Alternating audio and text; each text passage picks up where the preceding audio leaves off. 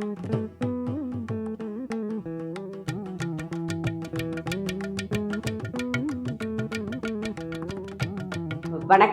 Welcome to Chitra Murali's kitchen. இன்னைக்கு வந்து மார்கழி 9வது நாள். இன்னைக்கு நம்ம என்ன பிரசாதமா நான் பண்ண போறேன் அப்படின்னு பாத்தீங்கன்னா, தேங்காய் சாதம், அதுக்கப்புறம் தயிர் சாதம். இதுதான் நம்ம இன்னைக்கு பார்க்க போறோம். ஃபர்ஸ்ட் வந்து தயிர் சாதத்துக்கு சாதம் வடிச்சு ரெடியா எடுத்து வச்சாச்சு. பாருங்க, ரெடியா இருக்கு. ஸோ இதுல வந்து வெண்ணெய் நல்லா ஒரு 2 டேபிள் ஸ்பூனுக்கு நான் வெண்ணெயை சேர்த்துறேன்.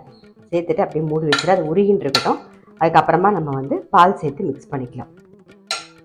அப்படி இருக்கட்டும். இந்த பக்கம் தேங்காய் சாதம் ரெடி பண்ணிட்டு அதுக்கப்புறம் நம்ம தயிர் சாதத்துக்கு வரலாம். எண்ணெய் நல்லா காஞ்சிடுது. உளுத்தம் பருப்பு, கடலைப்பருப்பு, கடுகு,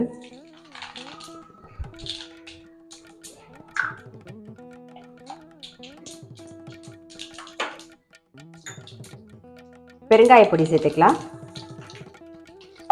இது கூடவே முந்திரி பருப்பு லைட்டாக கொஞ்சம் வறுபடட்டும். பச்சை மிளகா, கருவேப்பிலை. இதுலேயே வந்து நல்லா ஒரு தேங்காய் ஃபுல்லாக துருவி வச்சுருக்கேன் மீடியம் சைஸில், அதை அப்படியே சேர்த்துட்றேன். தேங்காய் ரொம்ப வறுப்படணும்னு அவசியம் இல்லை. நம்ம இப்போ டிஃபன் பாக்ஸ்க்கெல்லாம் கொடுக்குற மாதிரி இருந்தால் தான் தேங்காய் வந்து கொஞ்சம் ஜாஸ்தி வறுப்படணும். இல்லைன்னா இந்த கலர் மாறாமல் ஜஸ்ட் லைட்டாக ஒரு பெரட்டிட்டு உப்பெல்லாம் சேர்த்துட்டு ஒரு பெரட்டிட்டு எடுத்துட்டா போதும். இதுலயே தேவையான உப்பு போட்டுருவோம்.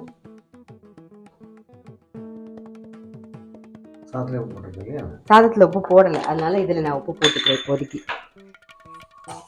எப்பயுமே வந்து சாதம் வடிக்கும் போது உப்பு போட்டுருவேன். நான் இன்னைக்கு சாதம் வடிக்கும் போது உப்பு போடலை, அதனால இதுலயே நான் உப்பு எல்லாத்தையுமே கரெக்டாக சேர்த்துட்டேன். இது கூடவே வந்து மிளகு பொடி சேர்த்துக்க போறோம்.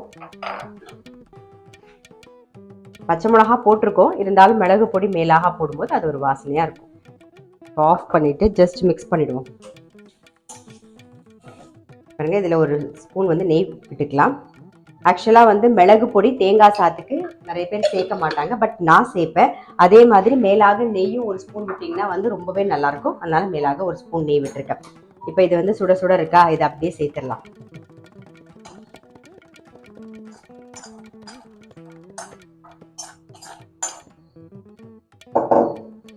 மிக்ஸ் பண்ணிடுவோம்.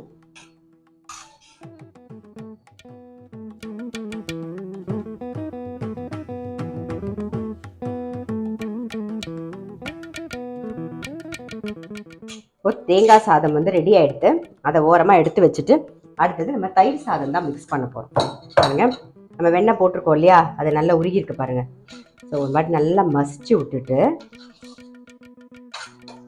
தயிர் சாதம் வந்து நம்ம சாதம் வடிக்கும் போதே வந்து கொஞ்சம் கூட தண்ணி விட்டு வச்சுருந்தீங்கன்னா இந்த மாதிரி நல்லா பாருங்க தெரியுதா, நல்லா குழவா வரும். அந்த வெண்ணெய் எல்லாம் சேர்க்கும்போது சாப்பிடும்போது அது அப்படியே வெண்ணெய் மாதிரி இருக்கும் தயிர் சாதமும்.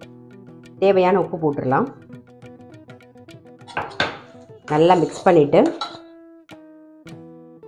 பால் காய்ச்சி ரெடியாக எடுத்து வச்சிருக்கேன். இப்போ அதை சேர்த்துக்கிறேன். நல்லா 1 டம்ளரோ 2 டம்ளரோ பால் எவ்வளோ வேணாலும் நீங்கள் விட்டுக்கலாம். ஆமாம், சாத்துக்கு தகுந்த மாதிரி பால் சேர்த்துக்கலாம். இப்போ நல்லா மிக்ஸ் பண்ணிவிடுவோம். இன்னும் கொஞ்சம் பாலும் சேர்த்துக்கலாம்.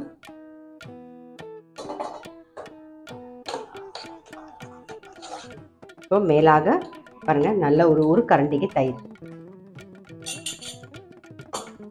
இது கூட வந்து நம்ம பெருங்காய பொடியையும் சேர்த்துடலாம்.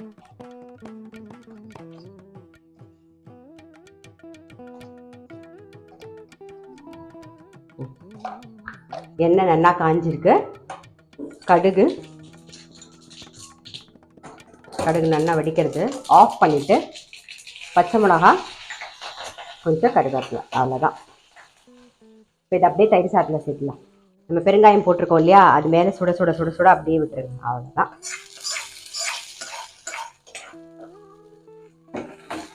நல்லா மிக்ஸ் பண்ணிவிடுவோம். ஒரு கரண்டி தான் தயிர் சேர்த்துருக்கோம், சாப்பிடும்போது கரெக்டாக இருக்கும். நம்மளுடைய தயிர் சாதமும் ரெடி ஆகிடுது. நம்மளுடைய தயிர் சாதம் ரெடி.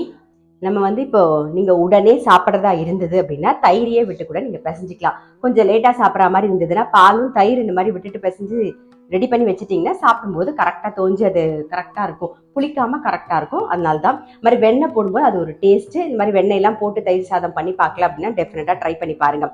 அதே மாதிரி இன்றைக்கி நம்ம பிரசாதமாக வந்து நான் பண்ணது வந்து தேங்காய் சாதமும் தயிர் சாதமும்.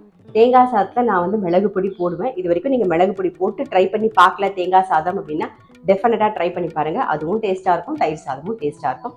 ஸோ ட்ரை பண்ணுங்கள். நான் அடுத்த வீடியோவில் சந்திக்கிறேன்.